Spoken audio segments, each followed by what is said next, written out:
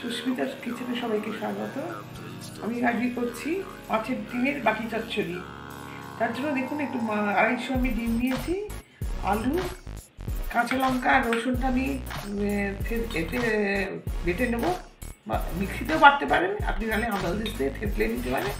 আর লাগছে পেঁয়াজ, একটু হলুদ, এর মধ্যে আমি একটু নুন,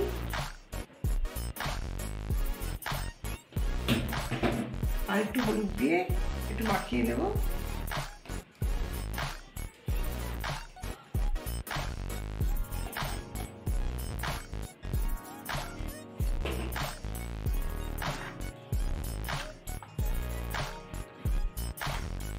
সিম্পল রান্না, খুব তাড়াতাড়ি হয়ে যায় আর খেতেও অপূর্ব হয়। এটা আমি ম্যাশ করে রেখে দিয়েছিলাম।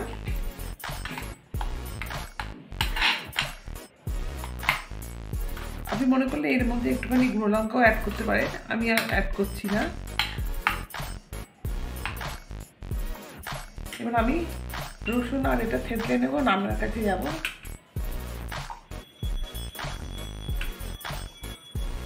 রসুন অবশ্যই দেবেন, রসুন না দিলে এই আঁচটার গন্ধটা থেকেই যাবে মাছের এর মধ্যে। ঝোলের মাছে এই বড়া যখন বাটি চচ্চড়িটা করবে সেটা অবশ্যই এটা রসুনটা অবশ্যই দেবেন। তেল দিলাম। অনেকে আগে তেল দেয় না, আগে আলুটা সেদ্ধ করে নেয়, কিন্তু আমি আগে একটুখানি আলুটা নেড়ে নিয়ে আমি তারপর জল দেবো।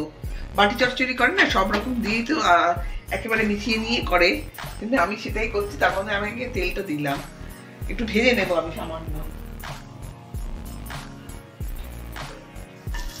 পেঁয়াজ, আলু,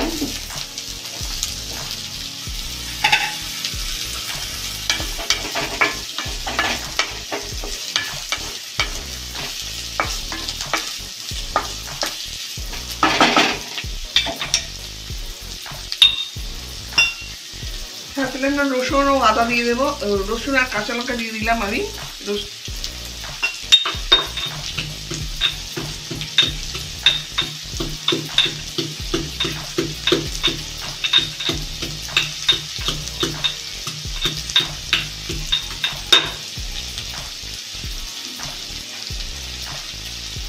রসুন দিয়ে দিলাম, দেখুন ছাতলানো। আর মিক্সিতেও পেস্ট করে নিতে পারি, কিন্তু ছাতলানোটাই বেশি ভালো লাগবে, যেহেতু বাটি চচ্চড়ি।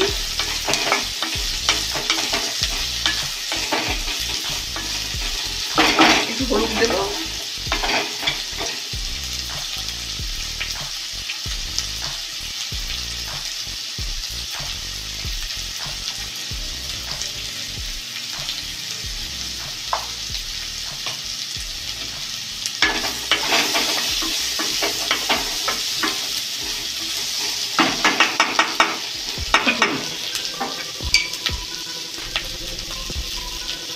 নুন দিয়ে দেবো।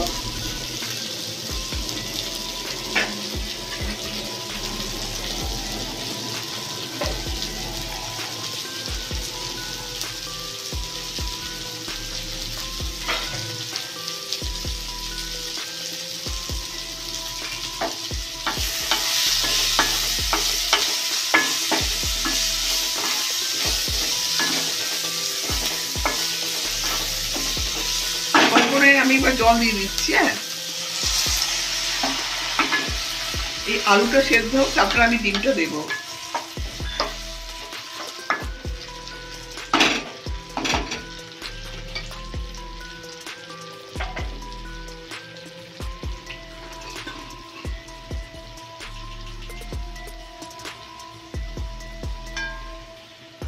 এই 5 মিনিটের জন্য আমি আলুটা সেদ্ধ করতে দিলাম চাপা দিয়ে।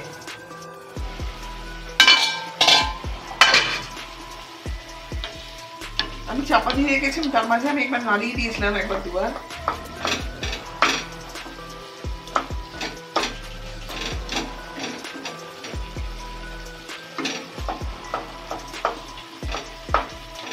এবার আমি ডিমগুলো দেবো। আলুটা সেদ্ধ হয়ে গেছে, 80% সেদ্ধই হয়ে গেছে। আর এটা দেওয়ার পরেই আরো সেদ্ধ হয়ে যাবে 2%। এবার দেখুন আমি ডিমটা কিরম করে দিচ্ছি।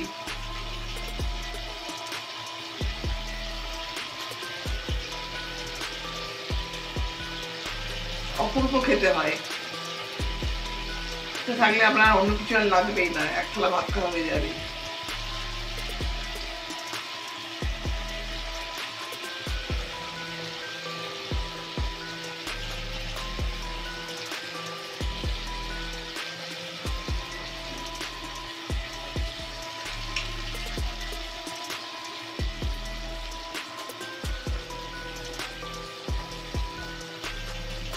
কিছুটা গোটা গোটা থাকবে, কিছুটা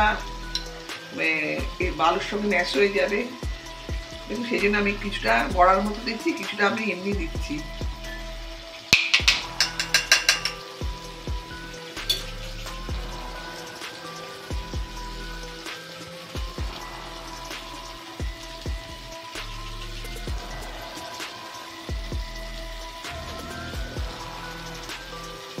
খুব সিম্পল রান্না।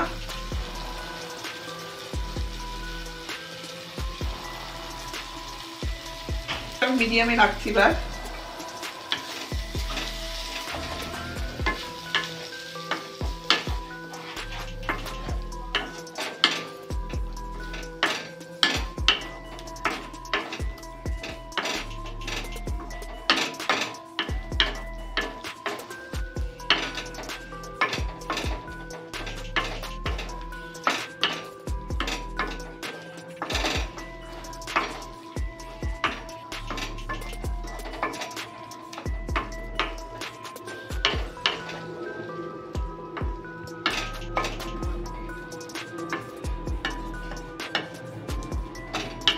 অবশ্যই রসুন দেবেন, নাহলে আঁচটা নিয়ে গন্ধ ছাড়বে।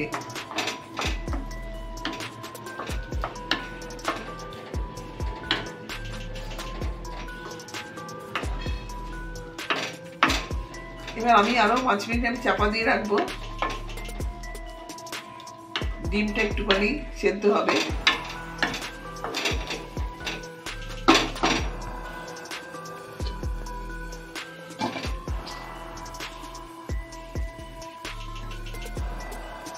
হয়ে গেছে রান্নাটা। এর মাঝে আমি একবার নাড়িয়েও দিয়েছিলাম, দেখুন পুরো ঝুরঝুরে হয়ে গেছে। নুনটাও আমি চেক করে নিয়েছি, নুনটাও ঠিক আছে। যে যেরকম ঝাল খায় সেরকম দেবে, ঝাল বেশি খেলে কাঁচা লঙ্কা একটু বেশি দেবেন। গ্যাসটা এবার আমি অফ করছি, আর আমি একটুখানি সর্ষের তেল অ্যাড করবো এর মধ্যে।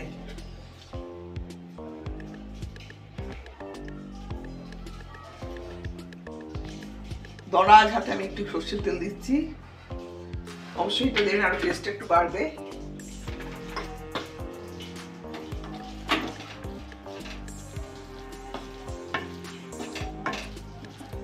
কমেন্টে অবশ্যই জানাবেন রান্নাটা কেমন লাগলো, করে দেখবেন।